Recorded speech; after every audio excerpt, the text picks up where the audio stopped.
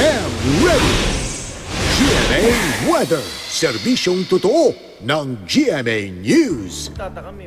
Hi, good morning Rhea at good morning po mga kapuso. Inaasahang papahina na nga po ang hanging habagat at yan ay dahil sa paglayo na ng bagyong si Hana. At base sa datos ng The Weather Company, kahit na po papahina yung hanging habagat, mananatiling may mga pagulan sa halos buong Luzon at kumisan ay malalakas. Yan po nakikita yung kulay dilaw na yan, lalong-lalo sa Northern at Central Luzon. Pero dito sa Visayas at Mindanao, asahan nyo na yung mas maaliwalas na panahon sa ninang. Hindi na po sila apektado ng hanging habagat, kung hindi yung mga localized thunderstorm na lamang. Delikado pa rin pumalaot ang malilit na sakyang pandagat.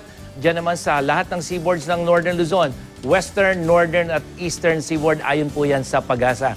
At dito sa Metro Manila, maging I am ready mga kapuso dahil mananatiling mataas ang tsansa ng ulan umaga pa lamang hanggang sa hapon.